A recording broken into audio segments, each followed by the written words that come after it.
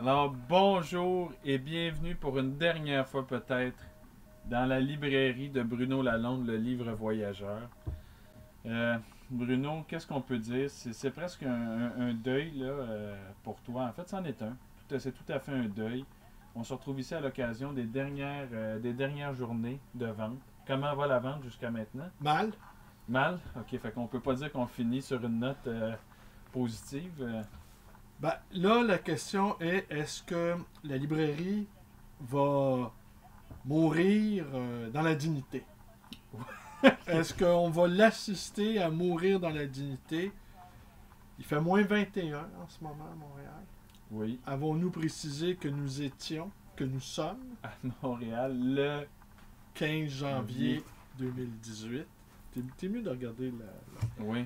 Tu sais, Et je comprends que tu as envie de me regarder, mais c'est pas une des dernières fois que tu me vois, tu déménages. même si je plie bagage. Alors oui, effectivement, une journée très froide, où peu de clients. Euh, c'est une fin. Agonisante. C'est pas ça qu'il faut. Non.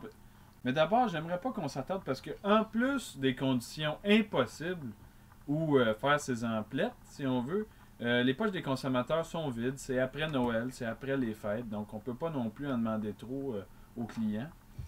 Mais j'aimerais qu'on arrête de parler au présent et qu'on parle du passé. Non pas parce que le meilleur est derrière toi, mais parce que tu t'apprêtes à commencer quelque chose de nouveau. Oui. D'après un nouveau concept. Ben, Mais on. je reste libraire là, quand Oui, même. oui, oui, Je oui. vais pas me réinventer au complet, ni me faire faire une transplantation capillaire, ni Mais. une opération au laser pour corriger ma myopie, ni aller m'entraîner dans un centre de conditionnement physique. Non, ça, on avait perdu. Trop de pizza. Mais bon, mais j'aimerais qu'on offre. C'est-tu comme ça qu'on a un bien cuit quand quelqu'un. Ben, par le temps qu'il fait dehors, se faire rôtir peut être réconfortant. À feu doux ou à la broche. Ben, j'aimerais qu'on offre un bien cuit à la librairie parce qu'on aura le temps, on aura tout le temps, là, en fin d'entrevue, de passer à une plus longue explication, plus exhaustive de ce qui t'attend à la librairie L'Atelier, à l'Atelier Librairie, Le livre voyageur. On conserve le nom, le livre voyageur. sur Bélanger. Oui. 23 19 rue Bélanger. Et on va garder le même numéro de téléphone. 514-736-0999.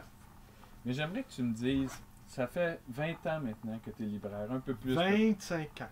25 ans. 25 ans, mon ami. Je suis dans ma 26e année. Et tu as vu toutes sortes. Et moi, je te posais la question tout à l'heure, mais je trouve ça quand même intéressant. Tu as tenu ton bout ici. Tu as vu plusieurs commerces autour de toi mourir avant toi. Oui. C'est pas une mort dans ton cas, c'est juste un nouveau projet, tu déménages. Ouais, je transplante mes pénates ailleurs. Mais tu as vu des commerces s'éteindre autour de toi. Oui.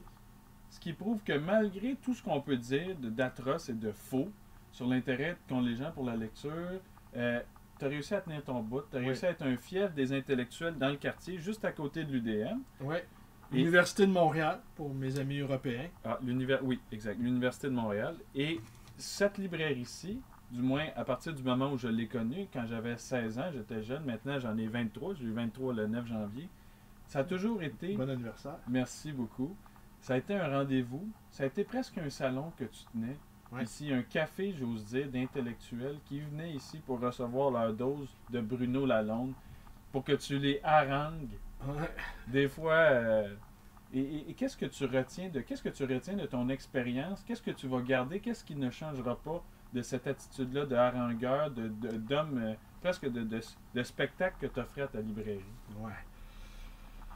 Écoute, c'est vrai que cet aspect-là, salon, parfois ça ressemblait quand même à un club privé, hein, un boys club. Oui, c'est sûr. Alors, Maintenant.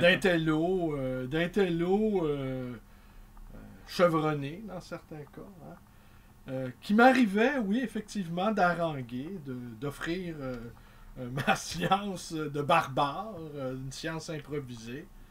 Euh, mais, euh, j'espère pas recréer à l'identique ce que j'ai vécu ici, sur Bélanger. j'ai l'impression, et pardonne-moi d'être aussi franc avec toi, j'ai l'impression que le contexte s'y prête très mal. Oui. Ici, quand même, il y avait des gens qui étaient déjà plus disposés vu leur âge. C'est souvent quelques étudiants au moins. Quelques, oui. C'était pas l'essentiel de ta clientèle, mais c'en était Non. une bonne partie. Et qui étaient prêts, qui arrivaient ici presque intimidés devant ta sagesse, ta connaissance. Ouais, intimider, j'aimerais le croire, parce que si j'avais subodoré que je pouvais les intimider, je pense que j'aurais poussé plus loin les harangues. Oui, mais je pense, ouais, mais ils t'ont quand même pas fait, ils t'ont quand même pas insulté, ils t'ont quand même pas dit, Ben, c'est Pépère, difficile. va prendre ta Ben, pilule. c'est difficile. Ben, ouais, peut-être l'ont-ils pensé, mais assurément, ce sont des gens fort bien éduqués, en tout cas assez civilisés pour garder par-devers eux leurs propres pensées. Mais assurément, étant moi-même un vieux schnock, un vieux renard, j'ai plusieurs trucs Ton carquois, t'as dans plusieurs mon- flèches à ton- Alors, il faut toujours se méfier de moi, de mes lucky punch, hein, de mes saillies imprévisibles, de mes mots d'esprit qui peuvent être assez dévastateurs. Mais je n'ai pas décoché toutes les flèches que j'ai eu envie de décocher. Tu t'en gardes pour Bélanger. Non, parce que Bélanger, c'est déjà autre chose. Étant donné que ici, à Côte-des-Neiges, ça a été un projet. J'ai été accompagné. Il y a eu des gens qui ont travaillé avec moi, qui ont travaillé pour moi, qui ont été d'un précieux apport, mais ça demeurait un projet individuel. Ça demeurait le projet d'un seul homme. Tandis que l'atelier librairie sur Bélanger, c'est un projet de couple avec Fabienne Roch, mon épouse, qui est également une artiste peintre et qui est aussi art thérapeute dans les champs. Alors, Fabienne, c'est un projet à deux. On a voulu ce local-là. L'atelier de Fabienne va jouxter la librairie. On a décidé qu'on ne se quittait plus jamais. Et quand Fabienne va travailler, il m'arrive de me mettre à la fenêtre et reviens vite, Fabienne! Reviens vite! Il me tarde de te retrouver au terme d'une longue journée qui m'a paru interminable. Mais- Quelques heures sans toi, Fabienne, c'est comme une éternité. Mais écoute, là, je vois Alors- que t'as pas perdu ton air cabotin, tu trouves quand même le tour de répondre des pirouettes. Ouais. Mais je sais, moi, que ça t'affecte quand même de changer. T'as des souvenirs qui sont liés à cet emplacement-ci. Ah, j'en ai plein. Et qu'est-ce que tu as vu changer, si tu pouvais en point, là, en sténo, qu'est-ce que tu as vu changer depuis 95, qui est la date à laquelle tu t'es installé ici, jusqu'à Ouais. maintenant? Ouais. Ben, moi, qu'est-ce que j'ai vu changer? Bon, le quartier, évidemment, on va parler du quartier, on va parler de Côte-des-Neiges lui-même, quartier commercial. Les petits commerçants indépendants de ma catégorie ont de plus en plus de difficultés à tirer leur épingle du jeu devant les corporations. La bulle immobilière a entraîné une hausse des loyers locatifs.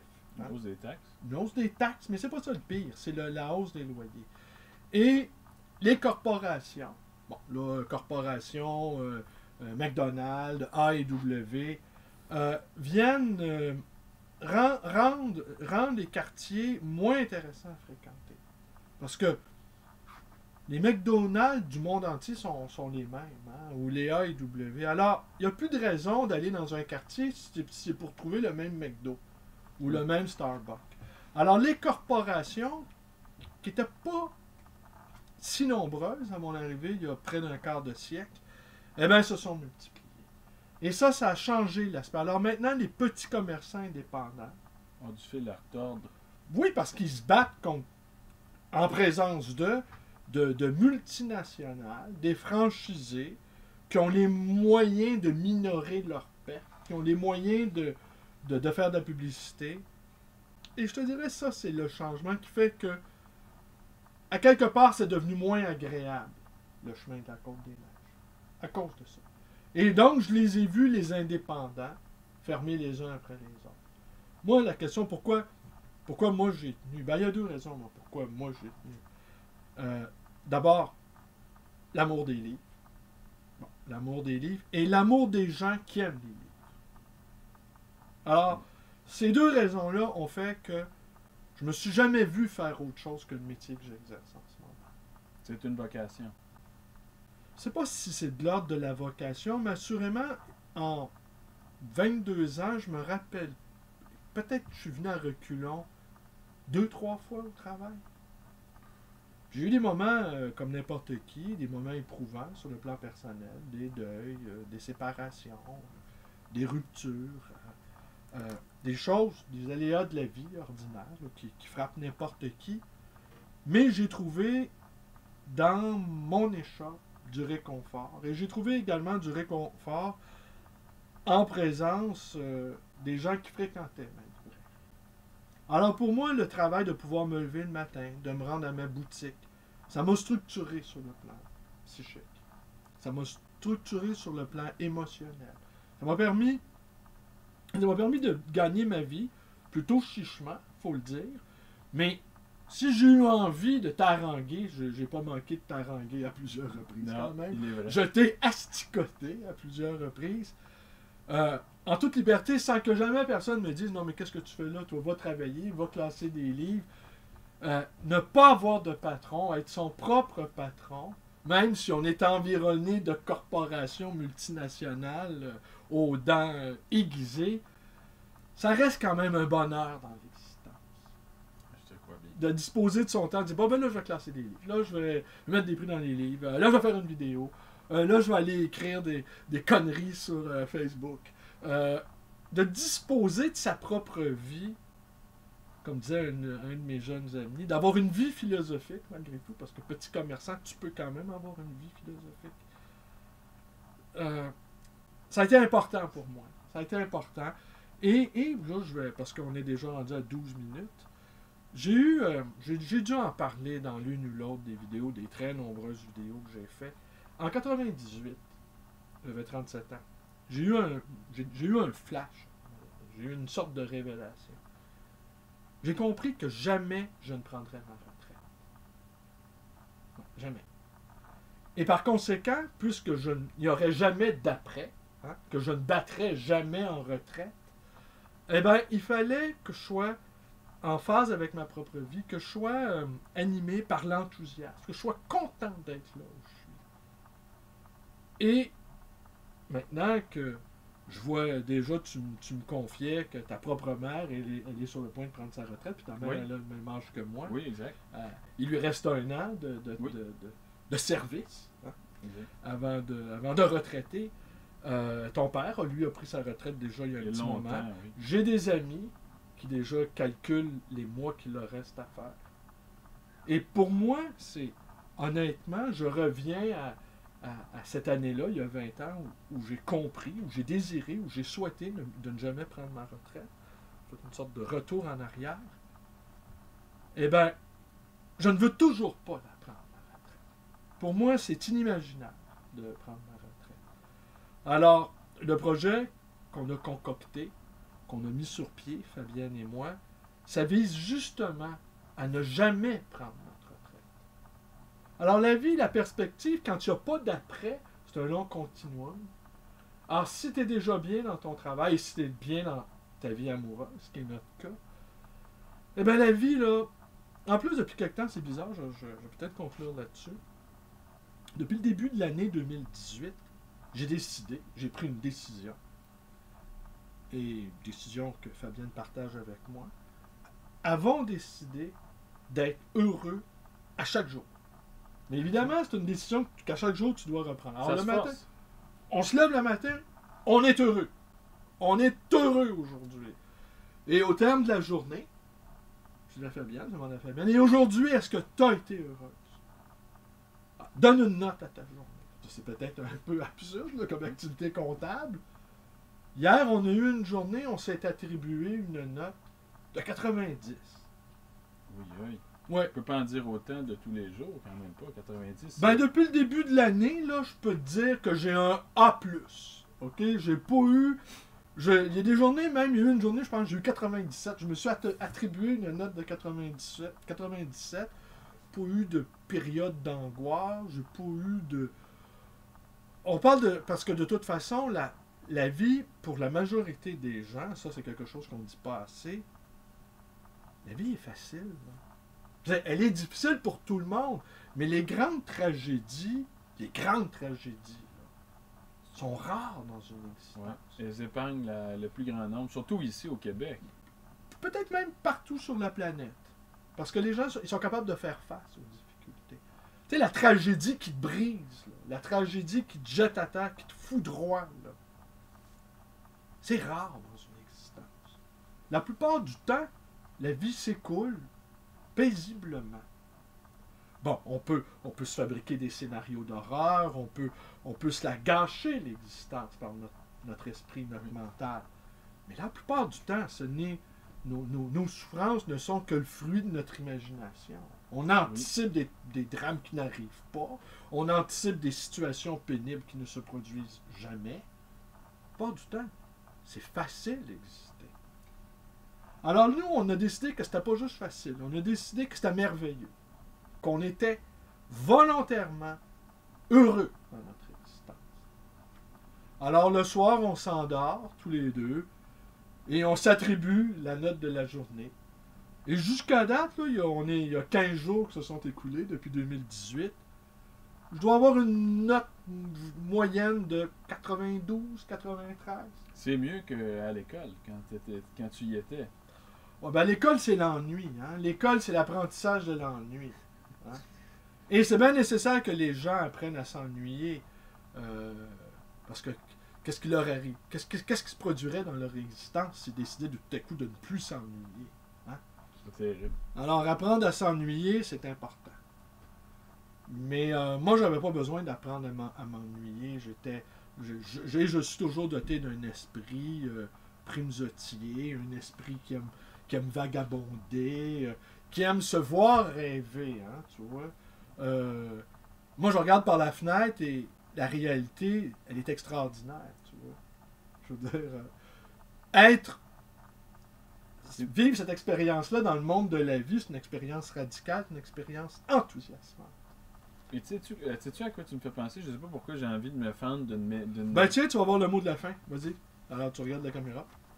Ben écoutez, simplement que je voulais dire qu'à force de regarder comme ça par la fenêtre, il m'a fait penser au film de Hitchcock, Le cours intérieur, avec James Stewart, tu sais. Rafraîchis-moi la mémoire, rafraîchis-nous la C'est mémoire. ce journaliste-là qui, pendant un moment, qui est handicapé à cause d'un accident qu'il y a eu alors qu'il capturait une photographie là, sur le vif, qui est forcé pour seul, parce que son seul divertissement, dans le fond, c'est de regarder par la fenêtre. D'accord. Et là, il observe tout ce qu'il y a dans sa cour intérieure. OK.